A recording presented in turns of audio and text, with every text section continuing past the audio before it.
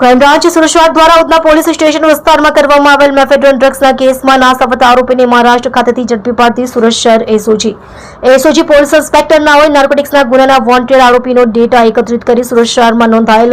એનડીપીએસના ગુનાઓમાં નાસવત આરોપીઓને ઝડપી પાડવા સૂચના આપેલ હતી, જે સૂચના અન્વયે એસઓજીના હેડ કોન્સ્ટેબલ રામજીભાઈ મોહનભાઈ તથા હેડ કોન્સ્ટેબલ કિરીટભાઈ શામજીભાઈ નાઓને મળેલ બાતમી હકીકતના આધારે મહારાષ્ટ્રથી आरोपी महेशभाई जीवराजभाई वाघाणी उम्र वर्ष 48 रहे B1 flat number 1201 Haven Enclave Chhaprabhata Surat शहर मूળ વતન દડવા ગામ ઉમરાળા ભાવનગર વાળાને ઝડપી પાડવામાં આવેલ છે। મજકૂર આરોપીની પૂછપરછ કરતા તેણે જણાવેલ કે ગઈ તારીખ 18/9/2025 ના રોજ ઉધના રોડ નંબર 0 વંદે માતરમ પાણીની પરબ પાસેથી જયદીપ ઉર્ફે